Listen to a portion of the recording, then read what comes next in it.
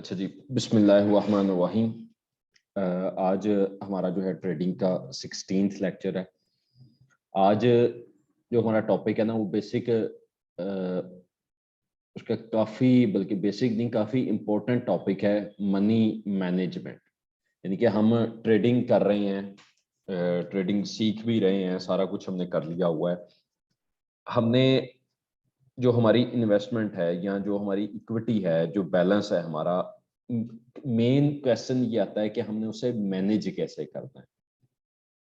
बाज़ ये होता है कि जी हम डिपॉजिट करवा दिया जी, $500, $1000, $5000, $10,000 या $100, जितना भी हमने बैलेंस जो है वो डिपॉजिट कर लिया है। अब उस डिपॉजिट को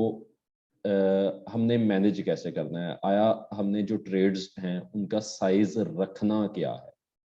वो हमने एक स्टैंडर्ड लॉट्स लगानी है, छोटा वॉल्यूम लगाना है, उन तमाम चीज़ों को हमने क्या करना है वो कोशिश करेंगे कि वो सारी चीज़ें आज हम डिस्कस करेंगे कि किस तरह जो ट्रेड्स हैं वो मैनेज होती हैं, और वो सारी चीज़ें उन्हें हम देखेंगे इंशाल्लाह।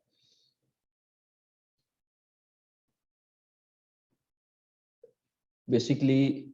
ये क्वेश्चन ये आता है कि हमें मनी मैनेजमेंट की ज़रूरत पड़ती क्यों है। ये थोड़ी सी मतलब एक इसकी थ्योरी डिस्कस कर लेते हैं, फिर वो हम जाते हैं उस पर लाइव। फॉरेक्स में जो मनी मैनेजमेंट है ना वो निहायत ही अहम होती है, लेकिन बहुत सारे ऐसे ट्रेडर्स होते हैं जो इसको नज़रअंदाज कर देते हैं, मनी मैनेजमेंट को नहीं ध्यान नहीं रखते। वो उनका बैलेंस होता है जी $200 होता है, $200 होता है जी, वो ट्रेड लगा रहे होते हैं जी मुख्तलिफ पेयर्स में, 0.20 की लगा रहे होते हैं, 0.10 की लगा रहे होते हैं, कभी कभार जी वो एक एक्स्ट्रा लेवरेज यूज करके 0.50 की भी ट्रेड लगा रहे होते हैं, या उनका डिफरेंट किस्म का बैलेंस होता है ट्रेड। या मतलब कुछ ऐसा होता है कि मतलब जी किसी का बैलेंस है जी $25,000 है, $25,000 है जी, वो बंदा ट्रेड लगा रहा होता है 0.01 की लगा रहा होता है, या 0.02 की ट्रेड लगा रहा होता है। यानी कि हम एक या ज्यादा बड़ा वॉल्यूम यूज कर लेते हैं या बहुत ही छोटा वॉल्यूम यूज कर रहे होते हैं। जो मनी मैनेजमेंट होती है ना, इसमें जो ज्यादा अहम चीज होती है पैसे को मैनेज करने के लिए, वो दो चीजें होती हैं फॉरेक्स में। एक चीज होती है स्टॉप लॉस, सेकंड चीज होती है लॉट साइज। ये मैं डिस्कस कर रहा हूँ फॉरेक्स में। अगर वैसे आम थोड़ा सा हम डिस्कस करें जी, आम लाइफ में मनी मैनेजमेंट का उसका ताल्लुक क्या है जी, मिसाल के तौर पर जी हमारे पास इन्वेस्टमेंट है जी 5 लाख रुपए, 5 लाख रुपए इन्वेस्टमेंट है। अब आम लाइफ में इसकी मनी मैनेजमेंट क्या है कि जी ये हम इन्वेस्ट करते हैं एक बिजनेस में, या ये इसी को हम पैसे को इन्वेस्ट करते हैं 3 से 4 या 2 से 3 मुख्तलिफ किस्म के बिजनेसेस में। अगर फॉर एग्जांपल जी एक ही बिजनेस में इन्वेस्ट किया है, उसमें हो जाता है जी हमें लॉस हो जाता है, तो वो हमारे पास मतलब तमाम फंड के नुकसान होने का खतरा होगा। इसी तरह अगर वो 3 से 4 बिजनेसेस में वो इन्वेस्टमेंट की हुई है, अगर एक में लॉस हो जाता है तो हम 2 से 3 जो बिजनेसेस हैं उनमें एक सेफ रहते हैं,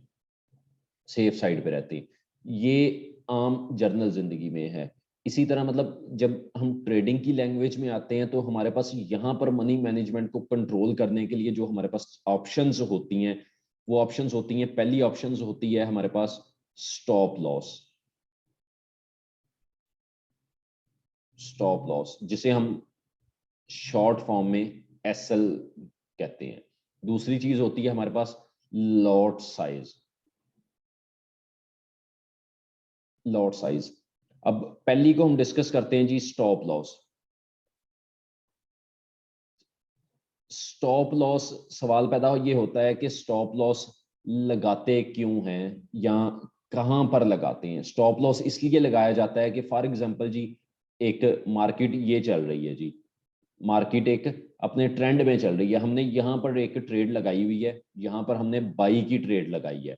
हमारा माइंड था कि ट्रेड जो है वो बाई में आती है, लेकिन अगर किसी वजह से कोई फंडामेंटल कोई न्यूज की वजह से या किसी और वजह से मार्केट जो है अपनी सपोर्ट को तोड़ती है और तोड़ के नीचे आ जाती है, तो हमारी कोशिश ये होगी कि हम एक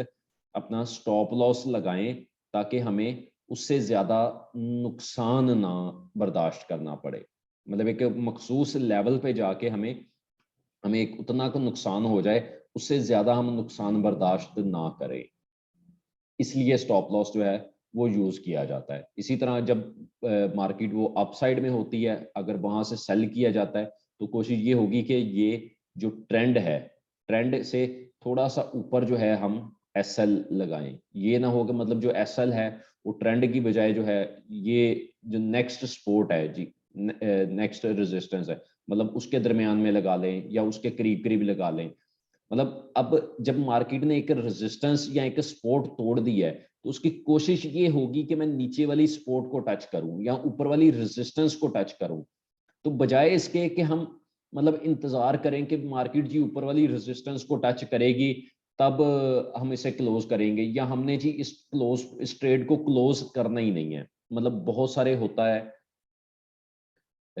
जो ट्रेडिंग करते हैं, दोस्त ट्रेडिंग करते हैं, मतलब उनका माइंड ये होता है कि जो ट्रेडिंग है या ट्रेड चल रही है, मतलब ये मार्केट इस तरह चल रही है, अगर ये ऊपर चल रही है तो इसने मतलब एक रिवर्स उस लेवल पर आना है। वो कब आना है जी? फॉर एग्जांपल जी 10 दिन बाद आना है, 15 दिन बाद आना है, 1 माह बाद आना है, 4 माह बाद आना है, 6 माह बाद आना है। मोस्टली ऐसा ही होता है। आपने देखा होगा कि मार्केट जैसे मिसाल के तौर पर जी गोल्ड अभी जो है 2-3 दिन पहले जो है गोल्ड ने अपना हाई लगाया है जी 1974 का। आज से कोई 5-6 माह पहले भी गोल्ड ने अपना हाई जो लगाया था वो था 1978 का। मतलब उससे कोई 6 माह पहले जो गोल्ड ने अपना हाई लगाया था, मतलब वो भी कोई इतना ही होगा जी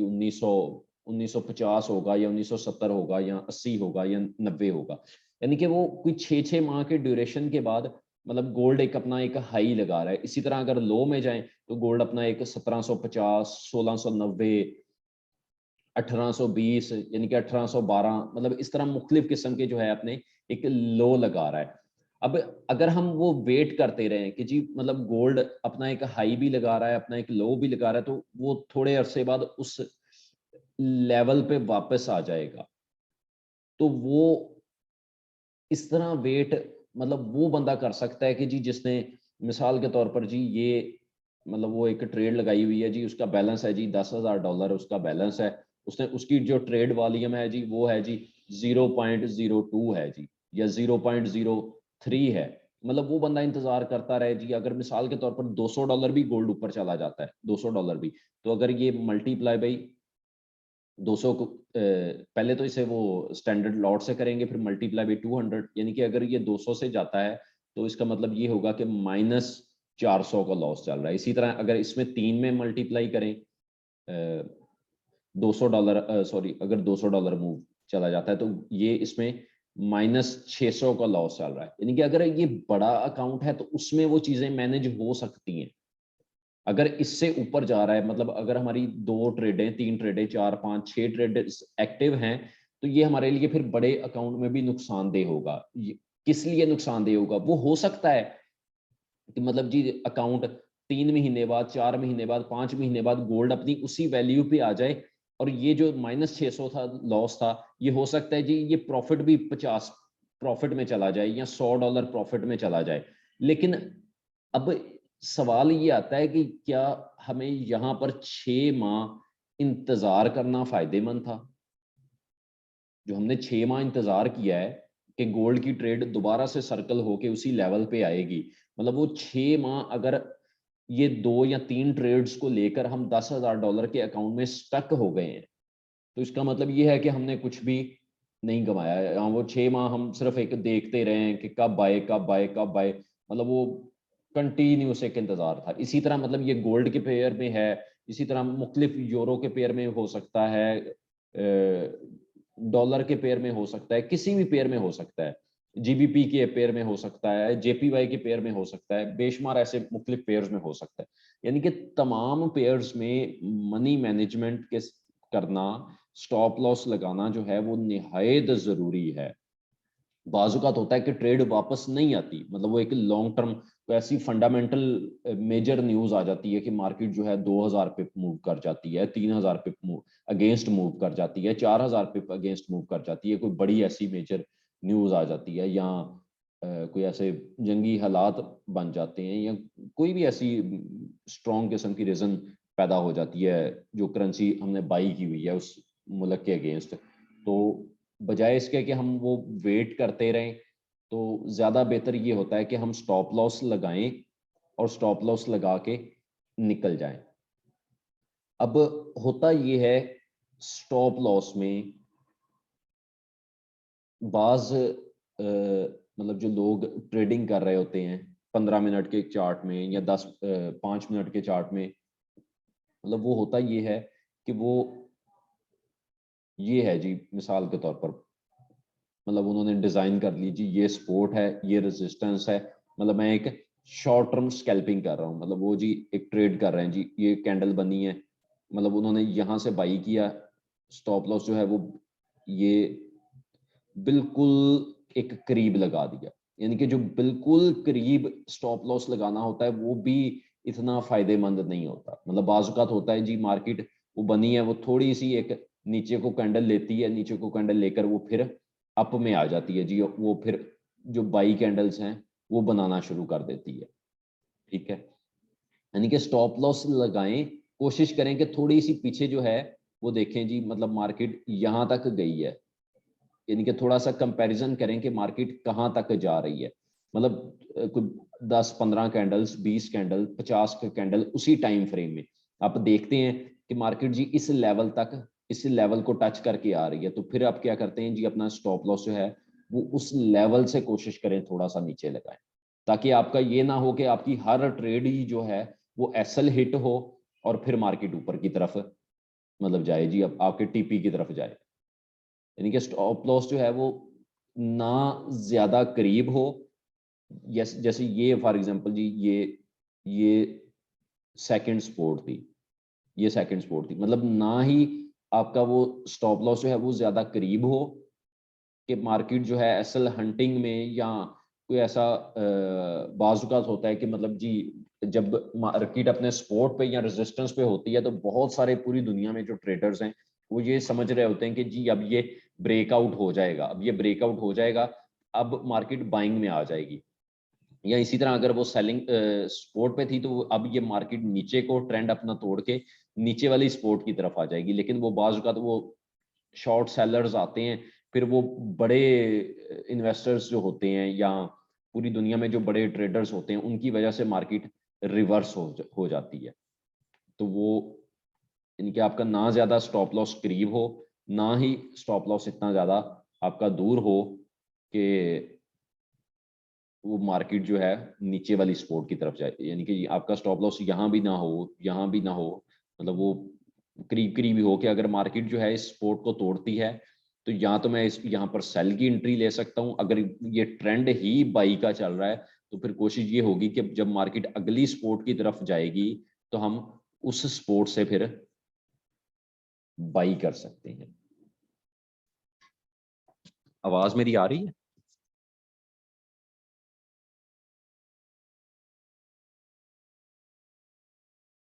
आवाज क्लियर है, बताइएगा काइंडली।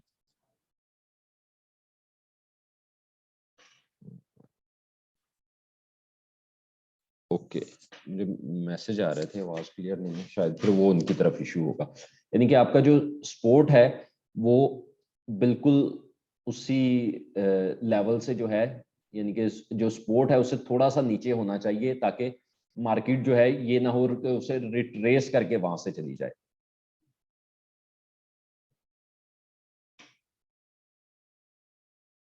और दूसरी चीज आती है लॉट साइज, कि हमने जो लॉट साइज है वो कितना रखना है। लॉट साइज, कामयाब ट्रेडिंग के लिए सही लॉट साइज का इंतखाब करना बहुत जरूरी है। अमूमन ट्रेडर्स किसी अंदाजे से लॉट साइज इख्तियार करते हैं, अगर अगर समझते हैं कि ट्रेंड अप और कंफर्म है तो बगैर सोचे समझे अपने बैलेंस से ज्यादा लॉट लगा लेते हैं, और अगर प्राइस उल्ट चलना शुरू हो जाए तो चूंकि बैलेंस कम होता है इसीलिए जल्दी खत्म हो जाता है। लॉट साइज इख्तियार करने के लिए एक फार्मूला,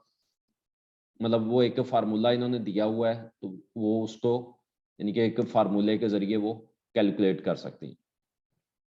अच्छा जी, लॉट साइज को अगर हम डिस्कस करते हैं ना कि लॉट साइज हमें कितना यूज करना चाहिए, जो पूरी दुनिया में मुख्तलिफ प्रोफेशनल्स हैं, मतलब उनका कहना ये है कि जब अब भी आप लॉट साइज यूज करें ना, फॉर एग्जांपल जी आपका एक स्टैंडर्ड अकाउंट है, तो अगर आपकी इक्विटी जो है वो $100 है, तो कोशिश करनी चाहिए कि आपको जो लॉट साइज है वो 0.01 का यूज करें। अगर आप करेंसीज में हैं या कमोडिटीज में हैं, डिफरेंट जो भी पेयर्स हैं, तो कोशिश करें कि अपने बैलेंस के अगेंस्ट जो है वो लॉट साइज उतना यूज करें। अगर आप वही आपका बैलेंस जो है वो $200 है, तो 0.02 का लॉट साइज यूज करें। इसी तरह अगर आपका बैलेंस 500 है तो कोशिश करें 0.05 का लॉट साइज यूज करें। इसी तरह अगर आपका बैलेंस जो है वो 1000 है तो 0.10। इसी तरह अगर आपका बैलेंस 5000 है तो 0.50 भी आप लॉट साइज यूज कर सकते हैं। ये है डिफरेंट करेंसीज में, यूरो में हो गया, पाउंड में हो गया, जितनी भी करेंसीज है। अगर यही आप कर रहे हैं जी, गोल्ड में ट्रेड हो रही है या सिल्वर में ट्रेड हो रही है, तो कोशिश करें, ये करेंसीज हो गई, डॉलर को इसे हम दे देते हैं। इसी तरह जो नेक्स्ट है ये गोल्ड पेयर में या कमोडिटीज के मुख्तलिफ पेयर में। अगर आपका बैलेंस 100 है तो 0.01। इसी तरह 200 बैलेंस पे भी कोशिश यही होनी चाहिए कि 0.01 ही करें। 500 बैलेंस पे मैक्सिमम 0.03 का वॉल्यूम यूज कर सकते हैं। 1000 पे 0.05 से लेकर 0.07 तक यूज कर सकते हैं। इसी तरह 5000 पे आप 0.15 से लेकर 0.25 तक वॉल्यूम आप यूज कर सकते हैं, क्योंकि जो गोल्ड है इसका जो पिप रेट होता है वो ज्यादा होता है बनिस्बत करेंसीज के। और इसी तरह सिल्वर का भी, या इसी तरह क्रूड ऑयल का, मुख्तलिफ जो कमोडिटीज होती हैं या जो हैवी पेयर जिनका पिप साइज होता है, मतलब उनमें कोशिश करें कि लॉट साइज जो है वो थोड़ा सा कम यूज करें। मतलब ये जब आप 2 दफा 4 दफा 5 दफा एक प्रैक्टिस करेंगे, तब ये आपको एक आइडिया हो जाएगा कि मैं वो कितना लॉट साइज जो है वो यूज कर रहा हूँ। इसी तरह मतलब लॉट साइज में एक चीज ये भी आती है, जैसे हम थोड़ा सा ये रियल अकाउंट की तरफ आते हैं, इसमें मैं आपको दिखाता हूँ जी। फॉर एग्जांपल जी, ये गोल्ड है, इस वक्त 1928 के लेवल पर है। यहाँ से हम ये वॉल्यूम ऑलरेडी यहाँ पर सेट है 0.10 का। चूंकि ये एक बड़ा अकाउंट है, तो इसमें हम ये 0.10 का वॉल्यूम हम यूज कर रहे हैं। हमने इसे ये सेल किया है। अब सेल किया है, यहाँ से ये हमारी लाइन आ चुकी हुई है, ड्रैग लाइन आ चुकी हुई है। यहाँ से जब हम ऊपर लेकर जा रहे हैं, ये देखिए ये H1 का टाइम फ्रेम है। मार्केट जो है मैक्सिमम ये इस लेवल तक आ रही है, इसके बाद इस लेवल तक आ रही है, और यहाँ से इस लेवल से दोबारा वापस जा रही है। हमारी कोशिश ये होगी कि इस लेवल तक अपना जो स्टॉप लॉस है वो रखें। अगर यहाँ पर स्टॉप लॉस रखते हैं तो ये देखें जी, इस लाइन पे जब माउस लेकर जाएंगे तो वो हमें बता रहा है कि यहाँ पर आपका जो नुकसान है ये 0.10 के ऑर्डर में, ये कितना होगा जी, $239। क्यों होगा? क्योंकि ये एक बड़ा अकाउंट है, ऑर्डर साइज हमारा ज्यादा है। इसी तरह इसका जो टीपी है वो हमारी कोशिश ये होगी कि वो मतलब यहाँ पर लेकर आए। अब यहाँ पर हमारा जो टेक प्रॉफिट है, मतलब वो होगा $347 का। $347 का हमारा प्रॉफिट होगा। और इसी ट्रेड में अगर ये एसएल हिट होता है तो हमारा $239 का प्रॉफिट होगा। अब ये वैसे तो इसका मुख्तलिफ रेशो भी कैलकुलेट की जाती हैं। मतलब बाज वो ट्रेडर्स जो है उनका पॉइंट ऑफ व्यू ये होता है कि अगर हमारा जो टीपी है उसकी वैल्यू 50 है तो हमारा जो मैक्सिमम लॉस है वो 100 होना चाहिए, यानी कि जो टीपी 1 है, सॉरी ये टीपी 1 है, कि अगर हमारा टीपी 1 पे हमें प्रॉफिट जो है वो 50 मिल रहा है तो एसएल का जो हमारा जो लॉस है, यानी कि अगर हमारे 2 ऑर्डर्स प्लस में टीपी 1 में क्लोज हों, वो अगर उसके बाद तीसरा ऑर्डर जो है उसका एक एसएल हिट हो जाए तो वो इक्वल होने चाहिए, वो इक्वल होने चाहिए। यानी कि अगर हमारी ओवरऑल मंथ में जो है हम 100 ट्रेड्स करते हैं, 100 ट्रेड्स में से हमारी 80 ट्रेड्स प्लस में आती हैं, 20 ट्रेड्स जो हैं ये नेगेटिव होती है। तो इसका मतलब ये होगा कि एक तो ये 20 नेगेटिव है, एक इनमें से वो 20 नेगेटिव वो माइनस हो जाएंगी -20, तो उसके बाद एट द एंड जो है हमारी मंथ में 60 जो ट्रेड्स हैं वो सक्सेसफुल होंगी। ठीक है, वो पर ट्रेड फिर उसके बाद जितना भी उसमें हमारा लॉट साइज के अकॉर्डिंग प्रॉफिट है, फॉर एग्जांपल जी हमारा पर ऑर्डर हमें $5 प्रॉफिट था, तो हमारा at the end of month हमारा $300 प्रॉफिट है। अगर वही हमारा पर जो ऑर्डर हमारा $10 प्रॉफिट था तो at the end of month हमारा $600 प्रॉफिट है। इसी तरह वो अगर हमारा पर ऑर्डर जो है वो प्रॉफिट $50 था तो इसका मतलब ये होगा कि हमारा जो मंथली प्रॉफिट है वो $3000 होगा। ये अब डिपेंड करता है हमारे अकाउंट पर कि हमारा जो अकाउंट है उसका क्या बैलेंस है। अब कुछ ट्रेडर्स ऐसे होते हैं जो मतलब इस चीज को गाइड करते हैं कि जी आपका एसएल और आपका जो टीपी है, ये आपका ऑर्डर है, ये आपका एसएल है, ये आपका टीपी है, इनका साइज इक्वल होना चाहिए। यानी कि अगर इस ट्रेड में आपको $50 माइनस हो रहा है या आपको इस ट्रेड में -50 हो या इसमें आपको +50 हो, मतलब ये चीज भी यूज की जा सकती है। लेकिन ज्यादा बेस्ट स्ट्रेटजी वो यही होती है कि जिस टाइम फ्रेम में आप काम कर रहे हैं कोशिश ये करें कि मतलब उस टाइम फ्रेम की सपोर्ट और रेजिस्टेंस को देखें। बेहतर ये होती है स्ट्रेटजी कि ये फॉर एग्जांपल जी हमने सेल किया है,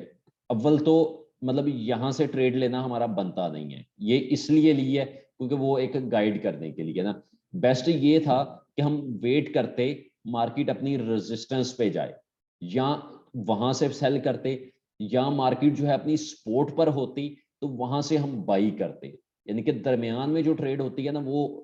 वो ज्यादातर जो है वो स्कैल्पिंग के लिए यूज की जाती है, मतलब वो इतनी ज्यादा प्रॉफिटेबल नहीं होती, इतनी ज्यादा प्रॉफिटेबल नहीं होती। अगर हम रेजिस्टेंस से ट्रेड लेते तो वो नीचे की तरफ आती है, तो हमारा यहाँ पर अगर एसएल होता तो वो एक बिल्कुल माइनर सी बात थी। अब ये देखे ना कि हमने यहाँ से ट्रेड ली थी, यहाँ से लेकर हमारा जो एसएल है वो उसमें काफी गैप है, यानी कि वो माइनस मेरा ख्याल है 250 या इतना ही था जो वैल्यू हमने देखी थी। इसी तरह जो टीपी है वो भी मतलब एक इक्वल सा या उससे थोड़ा सा ज्यादा है। अगर वही ट्रेड हमारी इस लेवल पर होती या अपनी रेजिस्टेंस से बिल्कुल करीब होती तो हमारा जो स्टॉप लॉस था वो बिल्कुल एक माइनर सा होना था, कोई जी कोई $30 $40 $50 का नुकसान होना था, और हमारा जो टीपी था वो एक काफी बड़ा टीपी होना था और हमें एक ह्यूज प्रॉफिट मिल सकता था। इसमें सेकंड ऑप्शन ये होती है कि ये ट्रेड हमने मिसाल के तौर पर जी अपनी इस सपोर्ट पर अपनी इस रेजिस्टेंस पर ट्रेड ले ली, ये हमारा एसएल था। अगर ये ट्रेड हमारी फेवर में आ जाती है, ट्रेड फेवर में आके मार्केट जो है वो मूव करती करती मतलब यहाँ पर थोड़ा सा नीचे की तरफ आ जाती है इन लेवल्स में, यानी कि टीपी के एसएल के और टीपी के दरमियान आ जाती है, तो कोशिश ये करें कि जो अपना एसएल है वो उठा के अपना ये नीचे ले आए। जैसे ये मैं थोड़ा सा आपको दिखाता हूँ ये करके, जैसे ये देखें, सॉरी ये लाइन गलत हो गई। अगर ये हमने बनाई थी अपनी रेजिस्टेंस, ये हमने बनाई थी अपनी सपोर्ट, मिसाल के तौर पर जी हमारा जो ऑर्डर था वो अगर एक्टिव था जी इस लेवल से,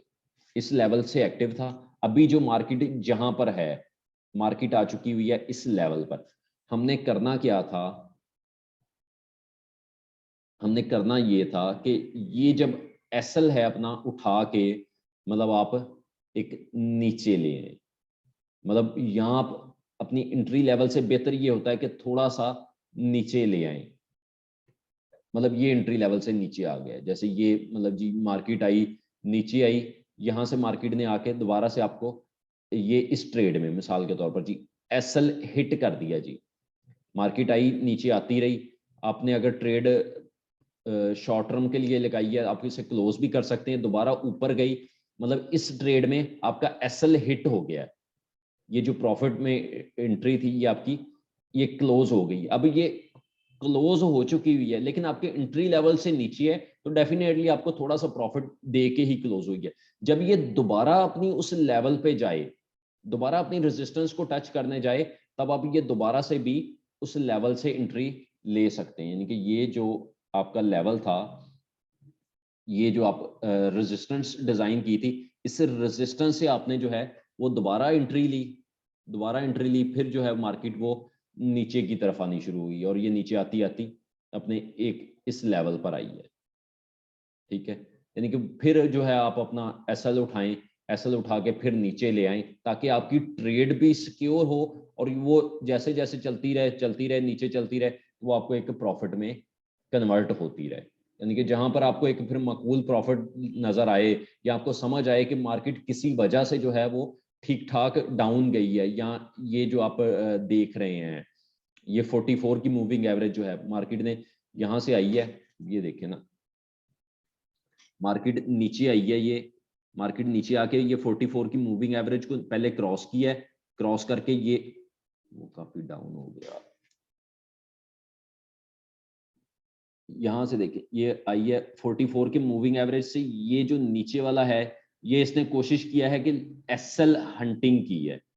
एसएल फाइंडिंग की है कि शायद मतलब जो ट्रेडर्स हैं उन्हें लगा है कि जी अब मार्केट सेलिंग ट्रेंड में आएगी, लेकिन उससे वो उसी टाइम फ्रेम में H1 में ही वहां से रिफ्लेक्ट हुई है, रिफ्लेक्ट होके मतलब फिर ऊपर चली गई, फिर उसके बाद ये जो रेड कैंडल है इसमें उसने कोशिश की है उसे दोबारा रीटेस्ट करने की, फिर उसके बाद ये ग्रीन कैंडल में दोबारा ट्राई किया रीटेस्ट करने की और ये मुकम्मल उसी लाइन को टच किया है। अब ये देखें ना करीब से देखें तो आप ये देखेंगे कि बिल्कुल, ये मैं खत्म करता हूं, ये देखें, ये देखिए बिल्कुल मतलब उसी लाइन को मार्केट रीटेस्ट करके वापस जा रही है, और ये कोशिश ये होगी कि अगर ये मार्केट इस लेवल को ब्रेक नहीं कर पाती तो ये जो दोबारा से अपना मार्केट ने एक हाई ये अपना क्रिएट कर रही है इस टाइम फ्रेम में, ये जो वैल्यू है 1944-45 का जो लेवल है, इस लेवल को ये दोबारा टेस्ट कर सकती है मार्केट। क्यों कर सकती है? क्योंकि ये 44 की मूविंग एवरेज को नहीं तोड़ नहीं पा रही ना, सेलिंग ट्रेंड में नहीं आ रही, ये दोबारा से हो सकता है रिट्रेस करके नए सिरे से फिर 1844-45 का जो लेवल है उस लेवल को टेस्ट करें। यानी कि ये जो मनी मैनेजमेंट है ये निहायत ज़रूरी है, आप इसे लाजमी यूज़ करें, स्टॉप लॉस लगाएं, हर ट्रेड में कोशिश करें स्टॉप लॉस लगाएं, जब आपकी वो ट्रेड प्रॉफिट में आ जाए तो कोशिश करें ट्रोलिंग को यूज़ करें ताकि आपकी जो ट्रेड है वो एक लॉस में भी ना जाए और आप थोड़े से प्रॉफिट से मार्केट से एग्जिट भी हो जाएं, जब दोबारा अपने वो सपोर्ट लेवल पे या रेजिस्टेंस पे लेवल पे जाए तो दोबारा से आप एक नए सिरे से फ्रेश एंट्री ले सकें। तो बाकी आज के सेशन को लेकर कोई भी किसी भी किस्म का सवाल है तो कर सकते हैं।